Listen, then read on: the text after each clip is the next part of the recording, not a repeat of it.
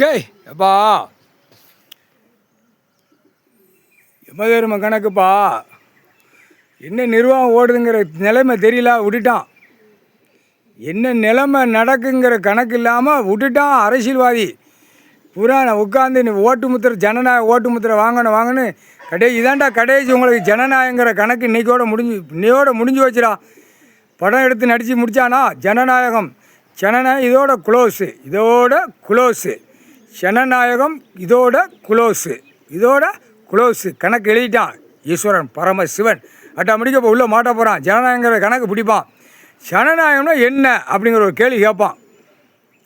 வானரப்படை தரப்படை விமானப்படை வச்சு கேள்வி கேட்க விடுவான் கடவுள்.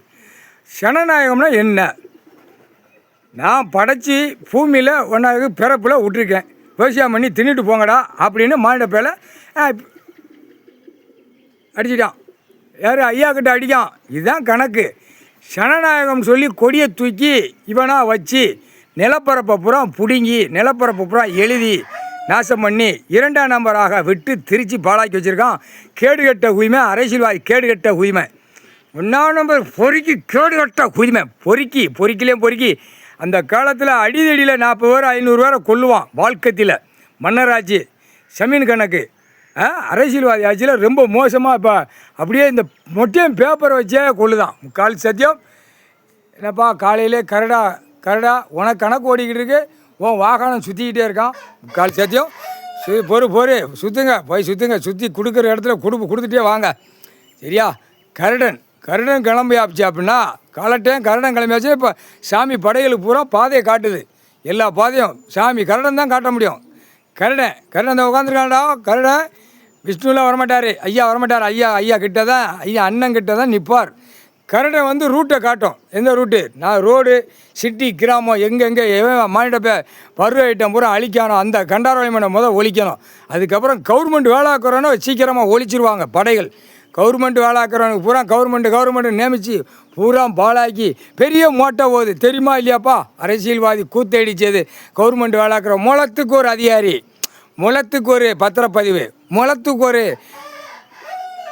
பிஓ தஹசில்தார் கிராம அதிகாரி போட்டு வச்சுருக்கான். மூலத்துக்கு இடத்துக்கு வைக்கிறதுக்கு விற்பனைக்கு அப்படியே 108 நரம்பு தின்னு கழிக்கிற இடத்துக்கு சம்மந்தப்பட்ட கையெழுத்து போட்ட அதிகாரியா நடு ரோட்டில் வித்தட்டமாக தூக்கி வச்சு ஆணுக்கு பெண்ணுக்கும் தக்க தண்டனை சூடு ஓட்டை. சட்டத்தில் ஓட்டை இருக்குது. கைலாசத்தில் சட்டத்தில் ஓட்டை இருக்கடா.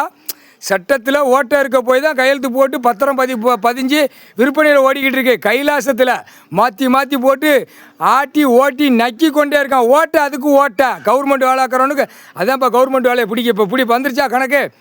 சட்டத்தில் ஓட்டை இருக்குது. இங்கே நீதிமன்றத்தில் நீதியை நாடி நிற்கிது. கைலாசத்தில் கோர்ட்டில் வழக்காடுது. இராணுவ நீதிமன்ற கோர்ட்டு வழக்காடுது. இது இராணுவ நீதிமன்றம் கோர்ட்டா? படிச்சிருக்கலடா.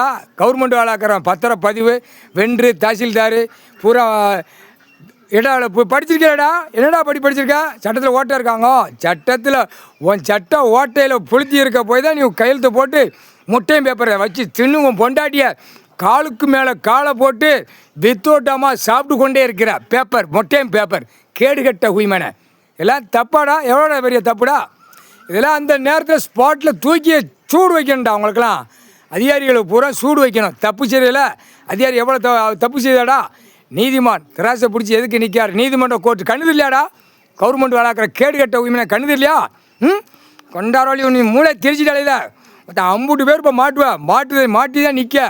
எதுக்கு பேனா பிடிச்சிருக்கார் ஐயா கடவுள்?